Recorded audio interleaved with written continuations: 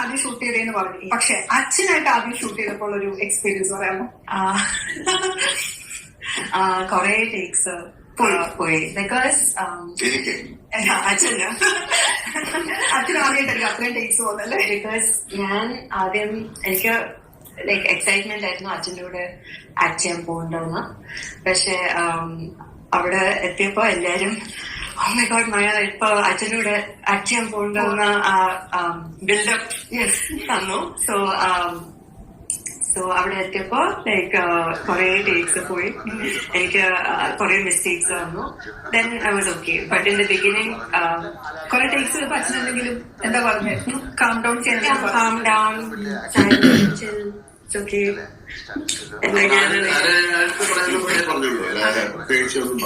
പക്ഷെ നിങ്ങളുടെ ഒരു കഥയൊക്കെ നമുക്ക് രസമുണ്ടല്ലോ. ഇപ്പൊ ലാലേട്ടൻ എത്രയോ പുതിയ ആക്ടേഴ്സിനെ ഇങ്ങനെ കണ്ടിട്ടുണ്ടാവും അല്ലെ, ഇങ്ങനെ ടെൻഷൻ ആയിട്ടുണ്ടാവും, അവരെ ലാലേട്ടൻ കൂളാക്കി ചില്ലുന്നത്. പക്ഷെ ഇത് മോൾ കൂടിയാണല്ലോ.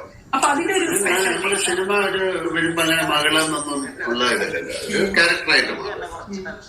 അപ്പൊ ആ ക്യാരക്ടർ ഡിമാൻഡ് ചെയ്യുന്ന പോലെ ബിഹേവ് ചെയ്യാൻ ഞാൻ അവരോട് പറഞ്ഞു. കാര്യം അങ്ങനെ ആകുമ്പോഴാണല്ലോ നമുക്ക് അതിലോട്ട് ഇൻവോൾവ് ആകാൻ പറ്റുള്ളൂ. പിന്നെ അതിലുപരി അതിന്റെ ക്യാമറയുടെ പുറകെ ഒരാൾ ഇരിപ്പുണ്ടല്ലോ, അദ്ദേഹത്തിനും കൂടെ ഇഷ്ടമാകുന്ന വിധത്തിൽ വേണമല്ലോ. It is more than me. എനിക്കതില് ഇടപെടാൻ പറ്റില്ല. ഞാനും അപ്പോഴും ആക്ടറാണ്. അപ്പം അത് ജൂഡിന്റെ ഭാഗമാണ്. അപ്പൊ ജൂഡ് അതിനെ ബ്രില്യന്റ് ആയിട്ട് അത് ഹാൻഡിൽ ചെയ്തു എന്നതാണ്. എല്ലാവരും ഭയങ്കര പേഷ്യൻസോടുകൂടി മൂവിയാണെന്ന് എനിക്ക് തോന്നുന്നു. കാല് പൊക്കിയിട്ടുള്ള അടിയൊക്കെ കാണാൻ പറ്റുമോ ലാലേട്ടനെ പോലെ തന്നെ? അതിപ്പോ പറയാൻ പറ്റില്ല. ഉണ്ടോ? ആക്ഷൻ ഉണ്ടോ? അത് സിനിമ കണ്ടിട്ട് ലൈക്ക് ഇപ്പൊ ഒന്നും പറയാൻ പറ്റില്ല. ലാലേട്ട എങ്ങനെയാ നമ്മുടെ അത്രയും കാല് പൊക്കുന്നില്ല. Hello, welcome back to our video again.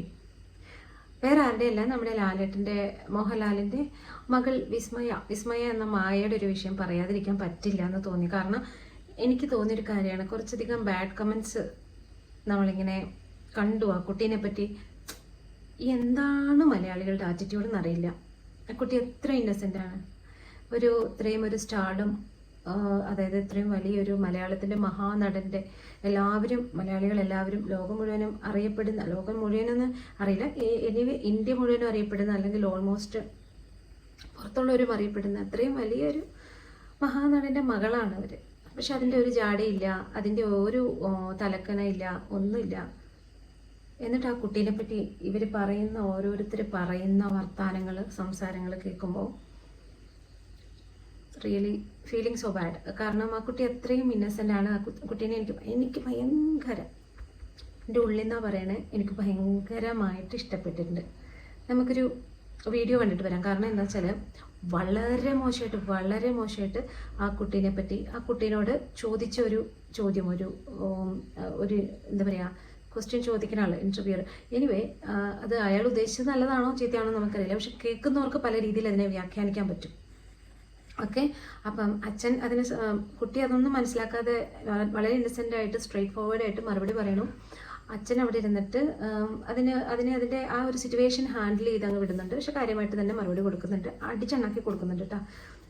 ഇതാണ് എനിക്ക് പുള്ളിനെ ഇഷ്ടം. പുള്ളിയുടെ സിനിമകൾ നല്ലതല്ലെന്നല്ല, എല്ലാം നല്ലതാണ്, നല്ല ആക്ടറാണ്, എല്ലാമാണ്. പക്ഷെ പുള്ളിയുടെ ഒരു പേഴ്സണാലിറ്റി ഉണ്ടല്ലോ, പുള്ളിയുടെ ഒരു എന്താ പറയുക, സിറ്റുവേഷൻ മാനേജ്മെൻറ്റ്, പുള്ളിയുടെ ഒരു പോസിറ്റീവ് ആറ്റിറ്റ്യൂഡ്, അങ്ങനെയുള്ള എല്ലാ കാര്യങ്ങളും പുള്ളി മറ്റുള്ളവരെ റെസ്പെക്ട് ചെയ്യുന്ന രീതി, സ്വന്തം മക്കളെ വരെ നിങ്ങൾ എന്താ പറയുക, ഭയങ്കര റെസ്പെക്റ്റ്ഫുള്ളാണ് കേട്ടോ. എടിപൊടി അവനിവൻ അങ്ങനെയൊന്നും അല്ല പറയുന്നത്. അപ്പോൾ അതൊക്കെ നമുക്ക് ഭയങ്കര കണ്ടുപിടിക്കേണ്ടതായിട്ടുള്ള ഒരു പോസിറ്റീവായിട്ടുള്ള കാര്യങ്ങളാണ്. അപ്പം അദ്ദേഹത്തിനോട് ഇഷ്ടം തോന്നാനുള്ള റീസണും അതാണ്. ഓക്കെ, ഇപ്പം പുള്ളി അത് അതിൻ്റെതായ രീതിയിൽ മാനേജ് ചെയ്തങ്ങ് വിട്ടു.